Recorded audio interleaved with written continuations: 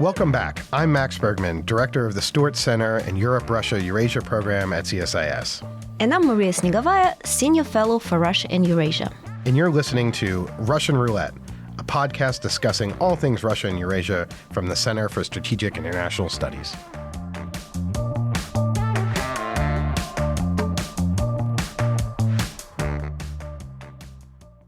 Hello, everyone, and welcome back to Russian Roulette.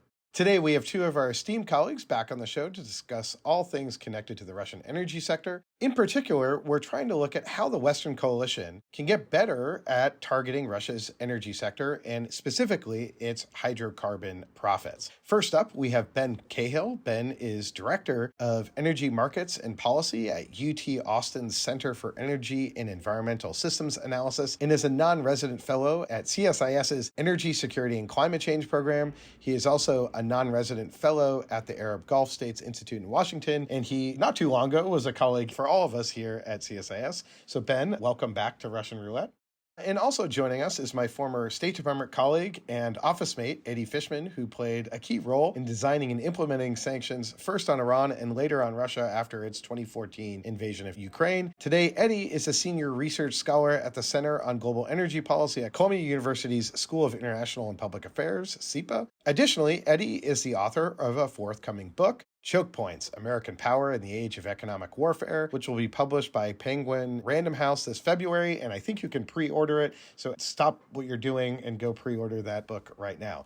Eddie and Ben, let's jump right in. Great to have both of you with us. I want to kind of get your sense on a very broad question, that if you're Vladimir Putin, what are you paying attention to right now when it comes to your hydrocarbon export industry? How worried should you be? How happy should you be? What has gone well over the last 2.5 years? And what may you be somewhat nervous about? It's a broad question to start off with. Ben, maybe I'll start with you and then go to Eddie.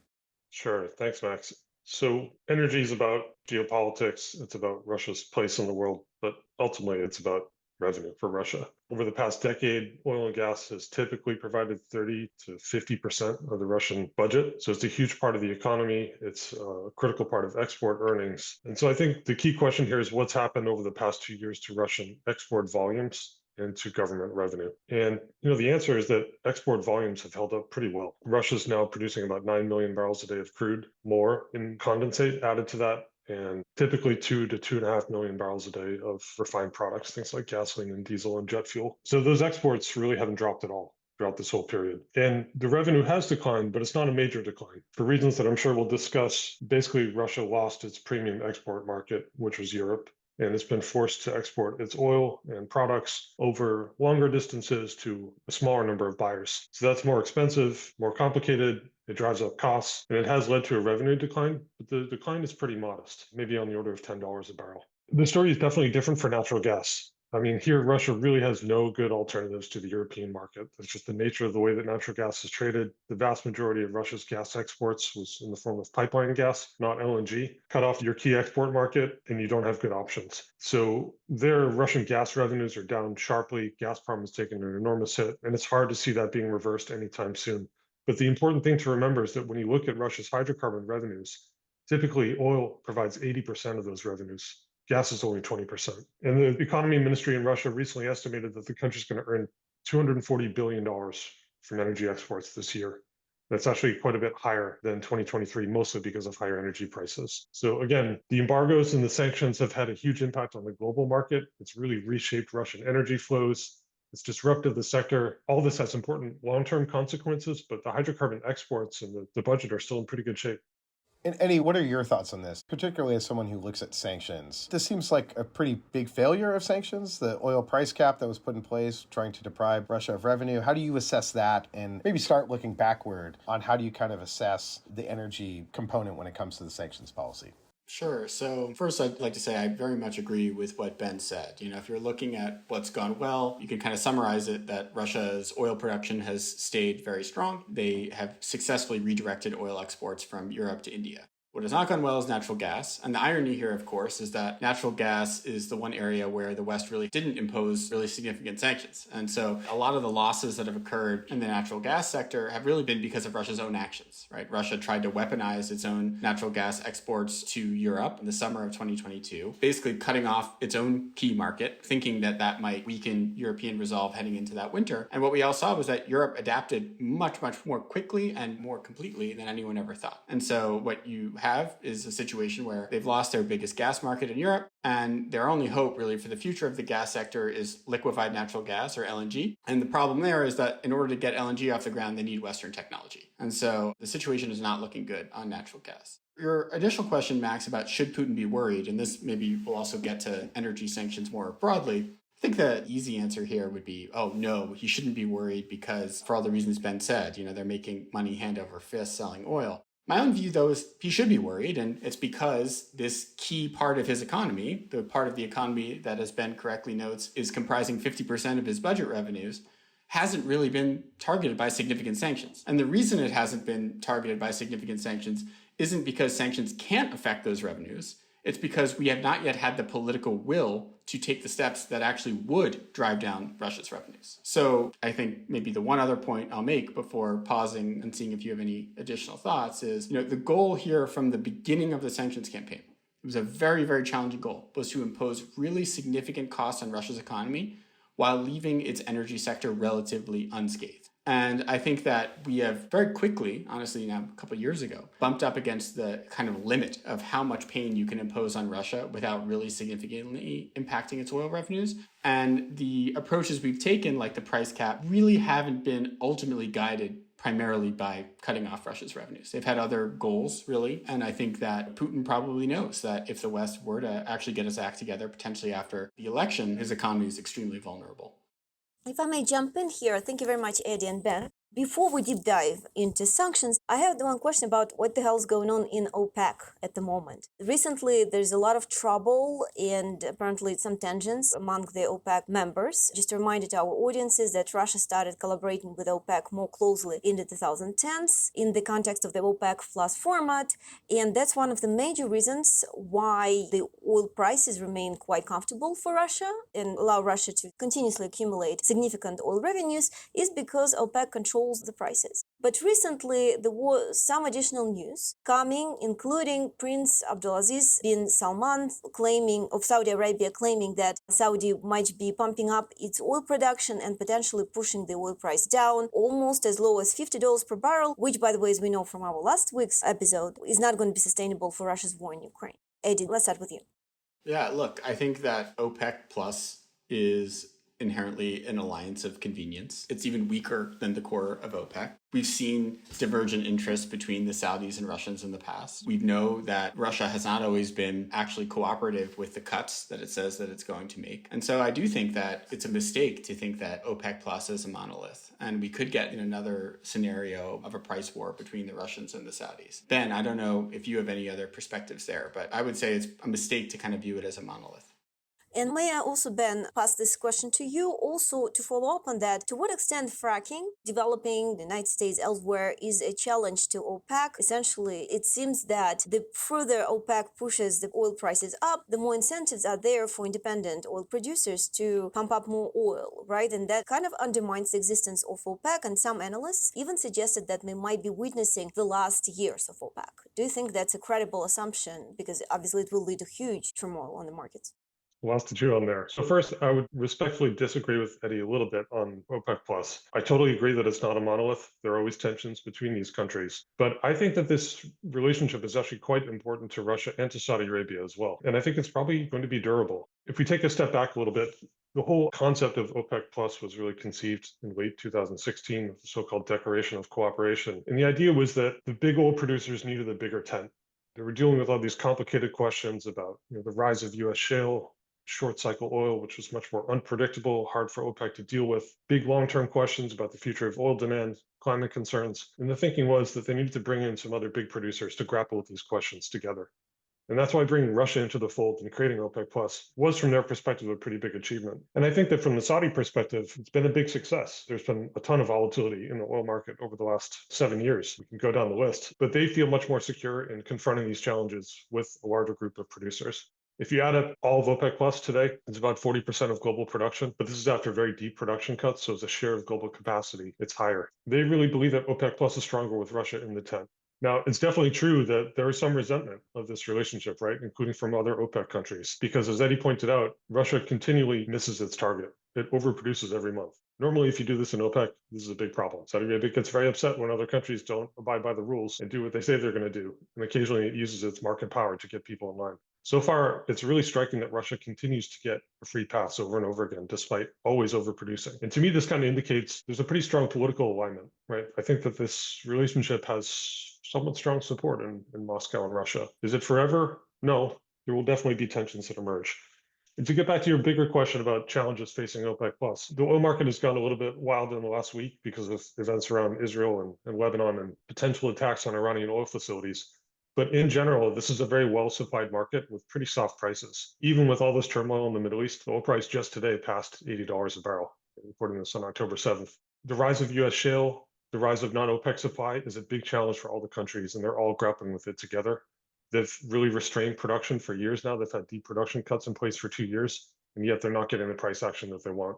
So that is a challenge for Saudi Arabia, for Russia, for the rest of the group. Ben, just to follow up there, I mean, isn't the rationale on the part of Saudi wanting to sort of crash the oil prices because right now the U.S.'s production is skyrocketing, non-OPEC plus producers are skyrocketing, and if you're Saudi Arabia, they're perhaps eating some of your market share and yet undercutting global prices, and that if you were to crater prices, it would push U.S. producers out of the market. So there's perhaps a market rationale in doing so. So is your assessment essentially that the ties with Russia, I mean, that would be a disaster for Russia in terms of budget revenue. It would not be great for Saudi Arabia either, but they can afford it. For Russia, it would be bad. And the reason why we dwell on this, the global oil prices, is that when you look at sort of modern Russian history, and there's a real decline in oil prices that we saw in like the 80s and 90s, you have real political instability. And then when it goes up, 70s, when you think about the 2000s, Russia gets very active in foreign policy. So I'm curious if you think that market demand from Saudi Arabia, that market challenge is going to be there. And if not, the U.S. will just keep producing, right? If oil prices are going to be somewhat inflated. Yeah, it's a good point, Max. I think that a big challenge for OPEC Plus is that non-OPEC supply has been really robust in the last couple of years, mostly from the United States, but also from places like Canada and Guyana and Brazil. And OPEC Plus has made these big production cuts, but they're not delivering higher prices. And in fact, the more they cut, the more the United States and other countries around the world seem to take away their market share. That is a challenge. So far, the way that OPEC Plus has been trying to deal with this is really banging on the gavel and saying we need better production discipline. We need everyone to meet their targets and produce what they say they're going to produce, make the cuts they're supposed to. This is about Iraq, Kazakhstan.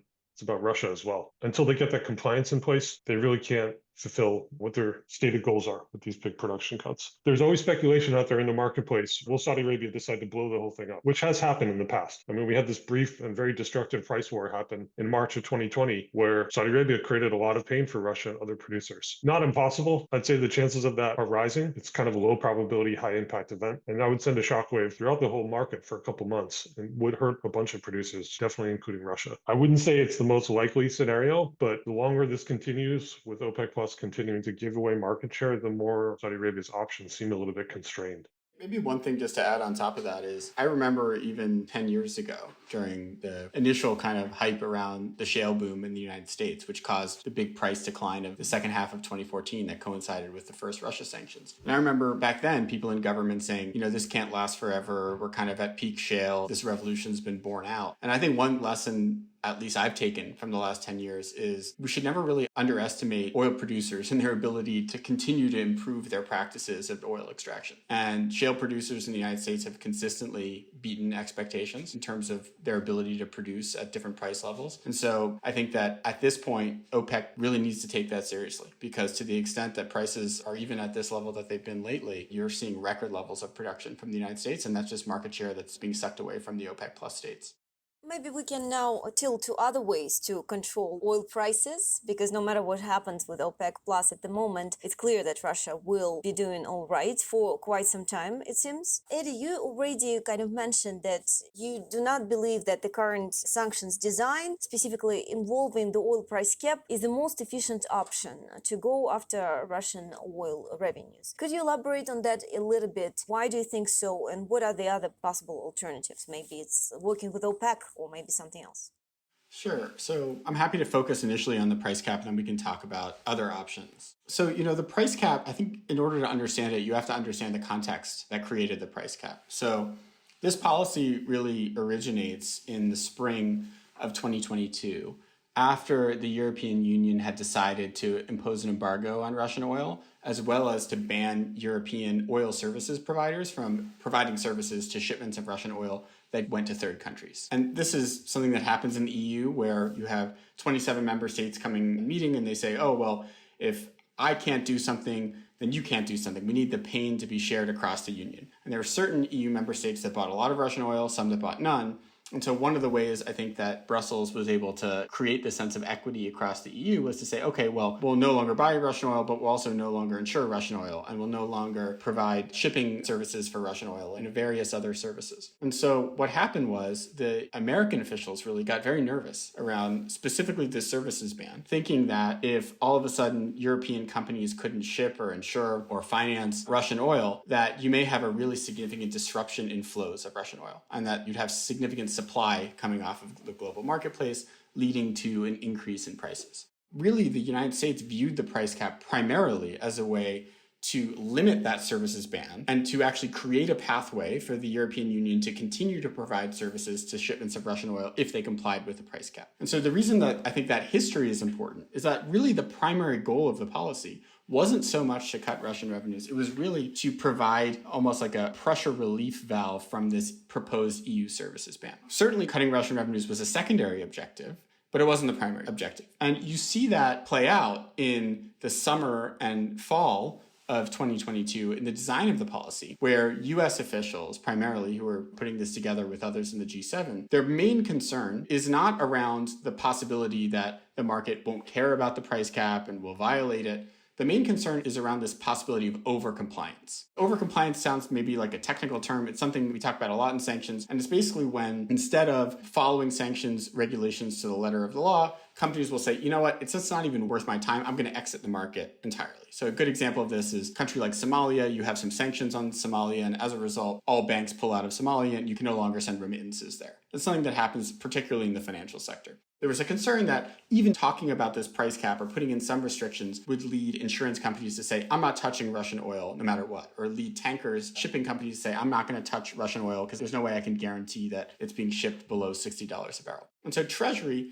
crafted this policy to be easy to comply with. They effectively were worried about overcompliance, and so they made it as easy to comply with as possible. And I think the result was that at first you had relatively effective regime that lasted for about 6 months. And then quickly, when market participants realized that, oh wait, like there really isn't much of a stick here, you saw the opposite happen, where undercompliance became the problem, and you've never had sort of a course correction. And so what happened was you had a policy that worked for a little bit, but then its efficacy eroded very quickly, and you haven't had sort of that course correction that was needed to kind of keep the policy working over time. And Ben, do you share that assessment on the oil price cap?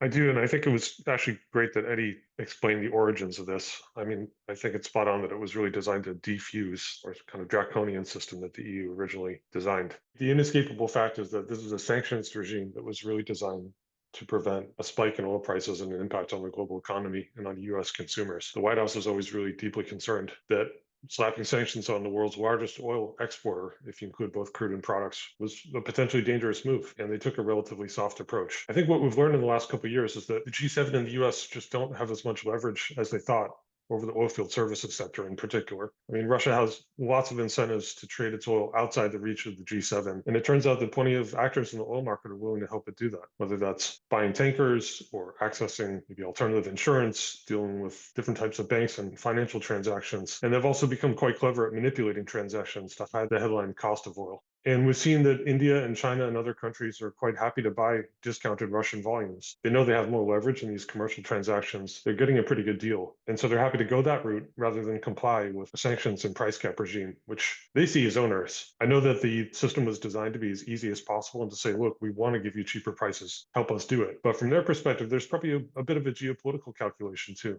Why should we go along with these rules that Treasury and Brussels have created together rather than just getting the cheaper stuff ourselves and avoiding all the red tape? If I may also just dovetail on something that Ben said, though, because I think there's some misperception out there about what the price cap is. The price cap is structured specifically not to include a threat of secondary sanctions. And this is something that I think people don't fully appreciate. So an Indian refinery that buys Russian oil for above $60 a barrel, that's not a violation of the price cap. The only entities that can, quote unquote, violate the price cap are ones who exist within jurisdictions that support the price caps. That's the G7 plus, right? So if a US insurance company were to insure cargo of Russian oil that was sent to India above the price cap, that US insurer would be violating the policy. But the Indian refinery, in fact, is encouraged to buy Russian oil. And in fact, Treasury has said explicitly that if the Indian refinery can buy Russian oil without using Western services, that's totally fine. There's no threat to the Indian refinery whatsoever. So effectively, the US government set up a policy that created a structural incentive to diversify away from Western services without any stick, without any enforcement mechanism whatsoever. And I think that it's the type of policy that unfortunately seems good when you're just trying to get something done in the Situation Room and calm everyone who's worried about spiking oil prices. But then when you zoom out even for a 6 to 12 to 18 month period, you realize this is a policy that's not going to lead us in the direction that we want to go. And I do think that if you had come out with a price cap that included a threat of secondary sanctions from the get-go, you would have seen much, much stricter compliance. And frankly, it may not have actually been so bad for the Indians and the Chinese because they would have wound up having more negotiating leverage with the Russians. So I think this was one of these issues where the US got in trouble by being scared of its own shadow. Very important point. Thank you, Eddie. And also one important observation as to how political constraints often interfere into the sanctions design.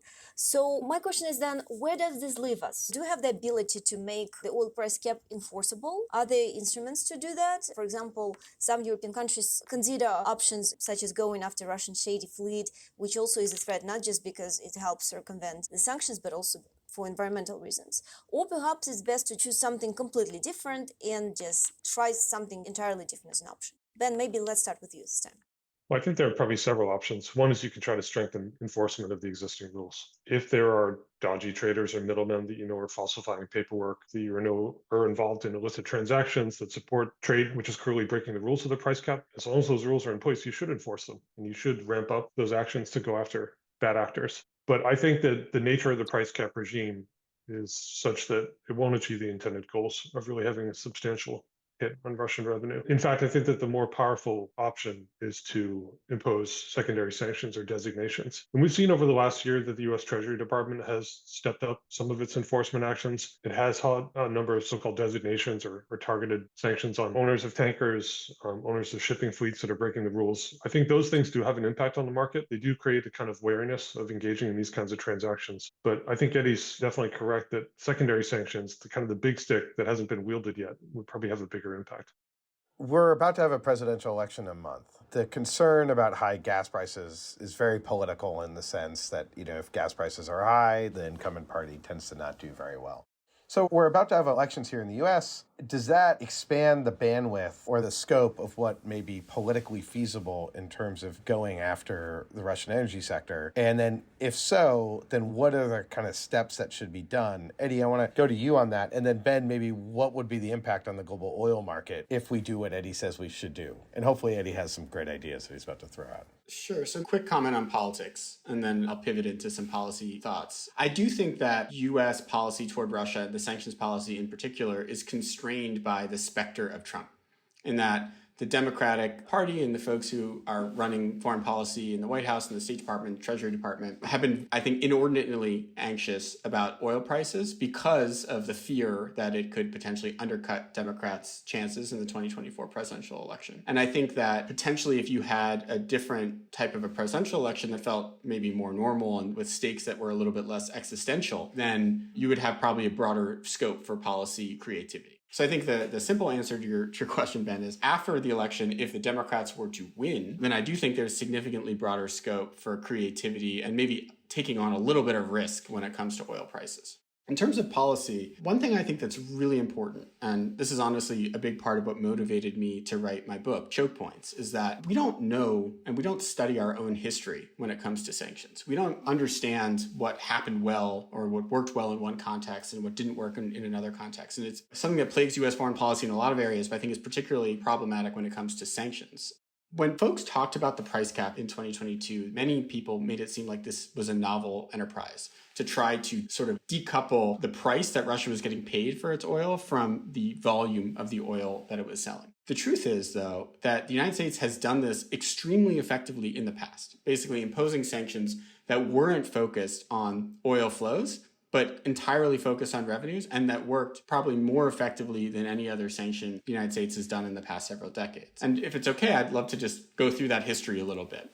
In 2011, there was a very strong debate going on in Washington about how to reduce Iran's oil sales. And at the time, Iran was selling about 2.5 million barrels a day to about 25 different customers around the world. And what effectively came out of that was a regime called the Significant Reduction Exceptions, in which the United States threatened secondary sanctions on buyers of Iranian oil unless they significantly reduce their purchases every 6 months. And so the idea was you could get purchasers of Iranian oil to reduce their purchases, but you would have to give them a lead time to do that. And this worked really well. Within the first 6 months of it, you saw a decline of almost 50% of Iran's oil sales. You had a number of buyers get out of the market entirely. And lo and behold, we get down from 2.5 million barrels a day, somewhere close to 1 million barrels a day. And then, of course, members on Capitol Hill say, this is not enough. We need to go to zero. We don't want any Iranian oil sales at all. And for folks like me who are working on implementing this, and actually we're talking to officials in Asia and refineries and traders, we knew that it was impossible to get Iran to go to zero. And if we tried to push the Chinese or the Indians to stop buying entirely, it would probably lead to either imposing secondary sanctions on really big Indian and Chinese companies, which politically would be very difficult, or them calling our bluff and basically, losing the psychological power of sanctions entirely. And so we came up with a sort of a third option. Sometimes they say necessity is the mother of invention, which is if we can't get Iran's oil sales to go to zero, maybe we can get their access to their revenues to go to zero. So what we did was we said, okay, Chinese companies, you can buy as much Iranian oil as you want, so long as you're complying with these gradual reductions every 6 months, so long as you pay Iran into a bank account in your own country that can only be used for bilateral trade in non-sanctioned goods. And talk about an incentive, the Chinese banks love this because all of a sudden they were accumulating large balances of Iranian money that could only be used to basically buy Chinese goods and send them to Iran. And over 18 months, this led to an accumulation of 100 billion plus of Iranian oil proceeds being frozen in these restricted bank accounts. And so what we did was we basically said, Iran, keep selling oil. And in fact, we liked the fact that they were selling oil because it was giving us more and more leverage at the negotiating table that we could trade with each passing day. This is a policy we haven't done to Russia. In fact, we've done the exact opposite, where we have a general license that says banks can process as many transactions for Russian oil as they want with zero restrictions whatsoever. It's called General License 8, and it exempts all energy transactions from financial sanctions. So I think to answer your question in short, if I had a magic wand, what I would want to do is impose a full-fledged financial embargo on Russia, saying that you basically cannot pay Russia for oil unless it A, complies with the price cap. So that would very quickly globalize a policy that right now is only focused on the G7. And B, you can only pay Russia into accounts that stay in your home country and can be used for non-sanctioned trade. And then that, at a sort of stroke, deals with the problem that I know Maria and Max, you've been focused on, which is how is Russia importing all of these components for their weapons program? They're using euros and dollars that they get from selling oil, which to me is absurd. If you controlled these revenues through financial sanctions, you could very, very quickly cut off a lot of those sales that are directly strengthening Russia's military machine. And so you would still have to then threaten the secondary sanctions against China, India. You would have to begin doing that, right? Of course, yeah. So the beauty, though, of this policy and the reason it works so well with Iran is it's really a threat of secondary sanctions on banks. So it's Chinese banks saying, if you repatriate these funds to Russia, if you allow them to use the funds in ways that we don't like, then you would be sanctioned. And we've seen Chinese banks are incredibly compliant with U.S. sanctions, right? They've gotten out a lot of the businesses we don't want them to be in. The issue is there's a lot of Russian trade that's non-sanctioned. You have big Russian banks like Gazprom Bank that are not under blocking sanctions. And you have, again, this general license that permits a lot of the energy trade just to go completely unscathed. So yes, this policy is backed up by the stick of secondary sanctions. But I think that the way it worked with Iran is we actually never used any of these secondary sanctions. We didn't have to because there was enough of an incentive for the Chinese and Indian banks to comply. Now, Ben, what do you think about that? I mean, there's a difference in scale, obviously, between Russia and Iran as an oil producer and seller. But curious, your take on what Eddie just said. Also, if there's other ideas that we should pull off and put into a CSIS paper. Yeah, I like Eddie's ideas. I do think that it makes a lot of sense. I think it would tick the box of avoiding a major market disruption. So you think it would avoid that kind of nightmare scenario with you take 10% of global oil supply off the market and suddenly prices are, skyrocketing? Is that the nightmare? Is it possible? Or you think that would be avoided in Eddie's scenario? The oil market is facing several different nightmare scenarios right now that mostly have to do with the Middle East. I think all the questions about Russian oil are frankly on the back burner at the moment, but this could be just a fleeting moment. I think Russia's just a much bigger exporter than Iran. So it's a more complicated proposition to take it out of the market. And we've seen over the last 2 years that its export destinations and its customer base has shifted. I mean, India is the most notable change, right? Basically, in 2021, Russia exported almost nothing to India. Now it's up to 1.5 million barrels a day in some months. So India has really emerged as a critical buyer of Russian oil. I think Eddie's definitely correct that Chinese banks have shown they are quite concerned about the threat of secondary sanctions and that compliance tends to be pretty strong. These institutions really don't want to run afoul of US financial sanctions. I think that's generally true across the board. I also agree with the assessment that going after financial transactions involved in Russian energy trade hasn't really been the priority for the last couple of years. So that is a thread that could be pulled on. And to get back to the original question, I do think that there will be more latitude to do things after this election. I mean, this is a White House that has been unusually attuned to the cost of energy and any hint of increased gasoline prices for the political reasons that we discussed earlier. I think that the context probably changes a little bit after January. And the widespread perception is that the oil price caps haven't worked. And maybe it's time for a rethink. So we should be open to putting different policy options on the table. One other thing I would mention is that we've seen in the past 6 months plus, Ukraine has continually attacked Russian oil infrastructure, including refineries, and that has had an impact. My understanding is that Ukraine doesn't really need a green light per se for Washington to do this, but naturally attacks like this that threaten to cause a disruption have some big political consequences. And so there's always this question of how far Ukraine is allowed to go, how far Washington would like Ukraine to go. It's possible that after January, in a Kamala Harris administration, there'll be more acceptance of those kinds of things, which would create a lot more opportunities, I think, to go after the real sources of Russian energy revenues. Thank you very much, Ben. Perhaps the last question, I want to be cognizant of our time. What about India and China more broadly? Do you see them being as equally willing to be on board with sanctions towards Russia as we've seen them towards Iran in the past? Because this seems like the most crucial difference from what we've seen before, right? These days, it's not as likely that China, for example, will be willing to fully comply with the sanctions design. If you could comment on that, how do we bring these two big elephants to the room on board? Yeah, I'm really glad you asked this question because I think this, again, gets to some misperceptions that are out there. The short answer to the question is, if you design a sanctions policy on Russia that is premised on their governments willingly complying, that policy is dead on arrival. But I also think it's not true, having been involved in this, that they were willingly complying with Iran sanctions. They did not have any oil sanctions on Iran, neither India nor China. The only sanctions they imposed on Iran were ones that were imposed by the entire UN.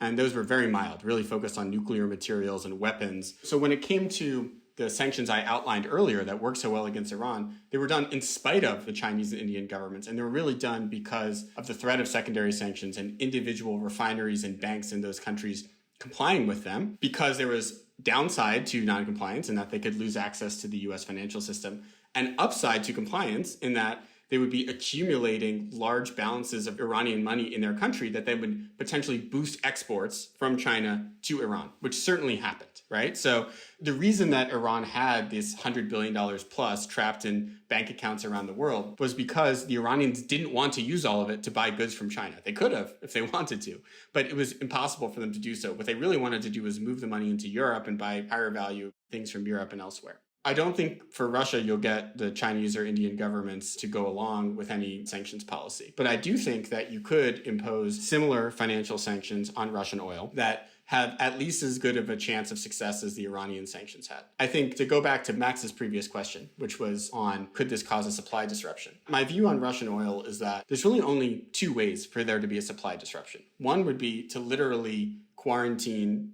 oil tankers, which is not happening anytime soon, a naval blockade of some sort. The other would be for the Russian government to stop selling oil, to basically make a concerted decision that we're going to shut off, we're going to remove a couple million barrels of oil from the market because in retaliation for Western sanctions. And it's really that fear. It's the fear of Putin taking oil off the market that has impeded us from doing harder hitting financial sanctions. I don't think anyone really believes that financial sanctions would stop Russian oil from being, shipped around the world, right? I mean, sanctions are powerful, but they're not that powerful. They can't stop you from loading oil onto a tanker or unloading it at a port, right? So it's really the threat of retaliation. And so you have to judge, is Putin willing to take that route? Is he willing to cut a couple million barrels of exports a day and to try to spike prices? Most people I know, and most people who are experts in this, believe that he would never do that because it would be effectively suicidal for Russia's own economy.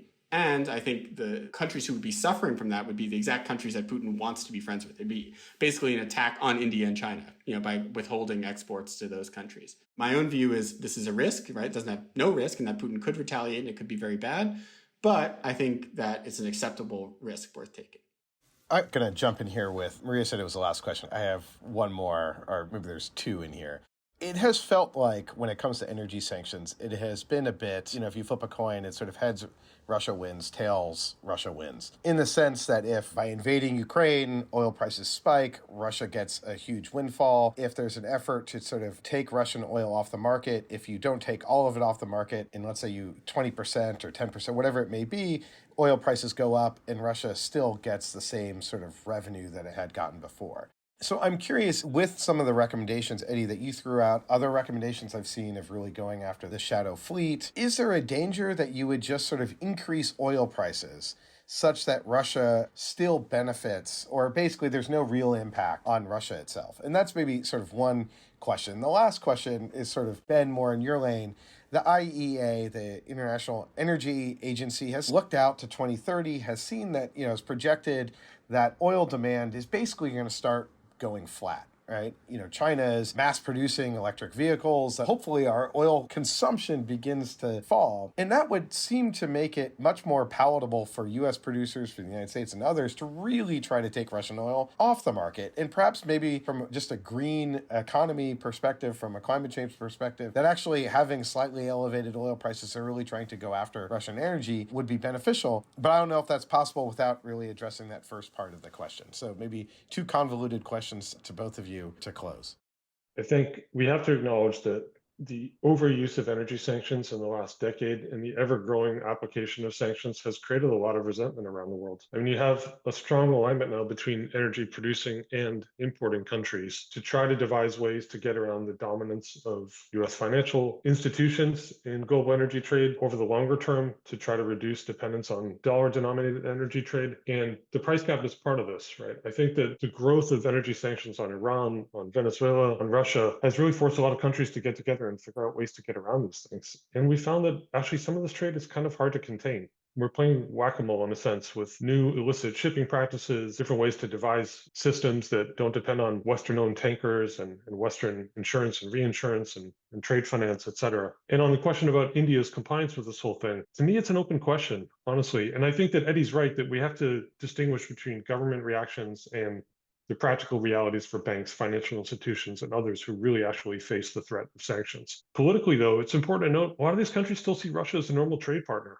and they want to have good relations with Russia. I mean, a country like India, it's not just about energy. There's also a lot of relationship around the arms trade and military support. And Russia's seen as an important player in India's geopolitics. And the same is obviously true for China. So it's a complicated proposition. Maybe I'll stop there and see what Eddie wants to add to this, and we can tackle your question about the longer term future of oil demand and what that means for latitude.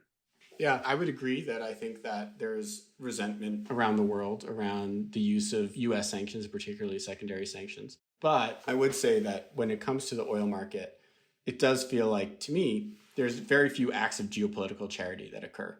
Really, what countries are looking for, rather what refineries and traders are looking for, is the best deal. I think to the extent that Russian oil has been a good deal, you've seen it be very attractive to players like Indian refiners. I think if that equation were to flip, and if Russian oil were to look like a risky proposition, I think they'd get out of the market. And I think, again, my best analog here is, again, Iran.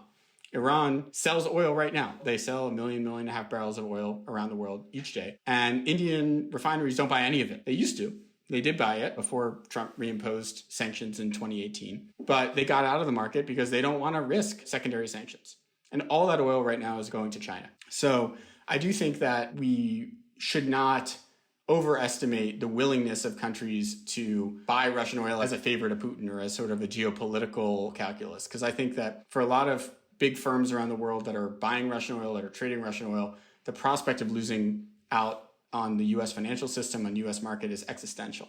And it's really not worth, buying discounted Russian oil if the threat of losing access to the U.S. is what's hanging over your head.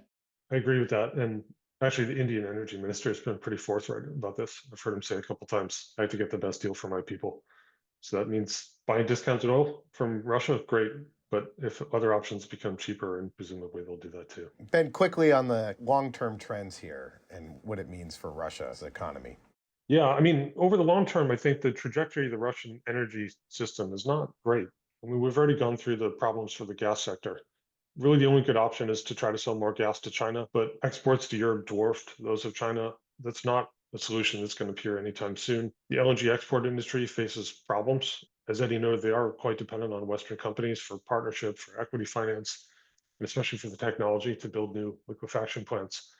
So there, the West does have some leverage, and Russia faces real problems. Over the long term, let's assume oil demand decreases quite a bit by mid-century. There will be a certain number of major oil producers that will be resilient no matter what, because they have large-scale resources, it's cheaper to produce, they've got existing relationships with customers. Here, I'm mostly thinking of the Middle Eastern countries like the UAE and Saudi Arabia and Kuwait, but Russia as well. So I don't think we can assume that these countries will lose their pricing power over the long term as oil demand diminishes, because they're likely to make up a larger share of global oil production. I do think that a big challenge for Russia is that they are falling behind in terms of developing new fields to counteract the declines. Remember, this is a country that really depends on the workhorse oil fields in Western Siberia. Russia's done quite a good job at extending the life of those fields and maintaining that production, but it's always been a challenge to develop newer green fields to counteract natural decline rates.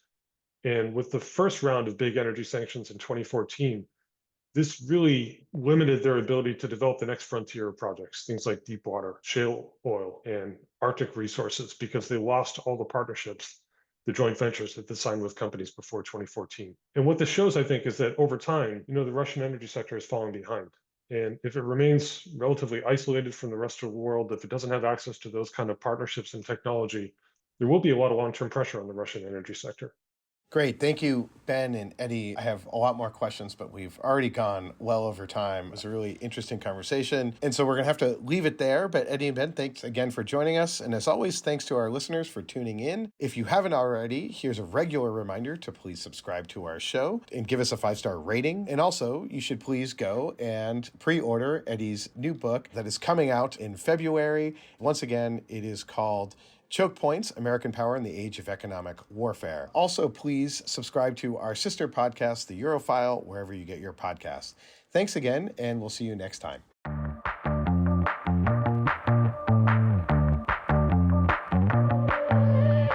You've been listening to Russian Roulette. We hope you enjoyed this episode and tune in again soon. Russian Roulette releases new episodes every 2 weeks on Thursdays and is available wherever you get your podcasts. So please subscribe and share our episodes online. And be sure to check out all the latest analysis by the Europe, Russia, and Eurasia program at csis.org.